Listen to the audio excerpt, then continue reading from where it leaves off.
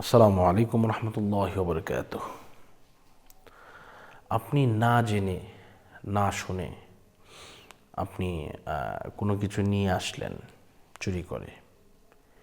এই চুরি করা মাল আপনার এমন অবস্থা হয়ে গেছে যে আপনি এটা ফেরত দিতে পারতেছেন না, আবার সেটা রেখে আসবেন যে এমন কোনো পর্যায়েও নাই।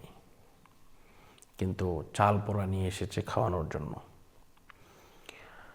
এটি একটি মারাত্মক বিষয়। চাল পোড়া যদি কেউ খায় তাহলে তার গলা দিয়ে নাক দিয়ে রক্ত বের হয়, এমন অবস্থা হয়ে যায়, তার কঠিন চরম অবস্থান চলে যায়, তার অবস্থা সিরিয়াস হয়ে যায়, এমনকি জিহ্বা উল্টে যেতে পারে এবং তার গলা দিয়ে নাক দিয়ে রক্ত বের হতে পারে। এই চাল পোড়া থেকে বাঁচার জন্য কি কি করতে হবে? প্রথমত তওবা করতে হবে। তওবাটা কি? অর্থাৎ আপনি যেটা করেছেন এটা থেকে অনুতপ্ত হওয়া, আপনি ভুল করেছেন, যে আমি যেটা করেছি পাপ করেছি, ভুল করেছি। এরপরে আপনি পারলে এটা পড়ে নেবেন, আস্তাগফিরুল্লাহ রব্বি মিন কুল্লি যামবি ওয়া আতুবু ইলাইহি লা হাওলা ওয়ালা কুওয়াতা ইল্লা বিল্লাহিল আলিয়্যিল আযীম। আমি আবারও বলছি, আস্তাগফিরুল্লাহ রব্বি মিন কুল্লি যামবি ওয়া আতুবু ইলাইহি লা হাওলা ওয়ালা কুওয়াতা ইল্লা বিল্লাহিল আলিয়্যিল আযীম। আপনি এটা পড়বেন। এটা পড়ার পরে আপনি অবশ্যই আপনাকে তদবির করাতে হবে। সাময়িকভাবে যদি তদবির না করেন তাহলে আপনি ধরা পড়ে যাবেন। তদবিরের জন্য আপনি ইনশাল্লাহ আমাকে বললে আমি করে দেব। এই নাম্বারে যোগাযোগ করবেন, অথবা কল দিবেন, অথবা ইমো বা এবং হোয়াটসঅ্যাপে যোগাযোগ করবেন। নাম্বারটি হচ্ছে এই 016-430-63744। ইনশাল্লাহ এই নাম্বারে যোগাযোগ করলে আমি আপনাদের সাথে যোগাযোগ করব।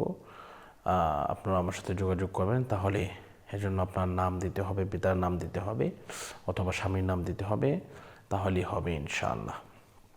তো আরেকটি বিষয় হচ্ছে, অনেকেই আপনার চুরি করার পরে জিনিসটা বিক্রি করে দেন। বিক্রি করে দিলে এরপরে আপনি কী করবেন?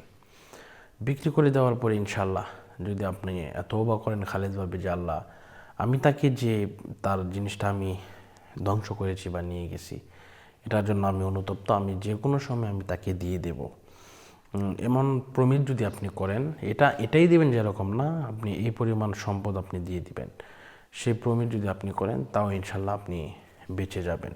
এটা সাময়িকভাবে বলা হলো।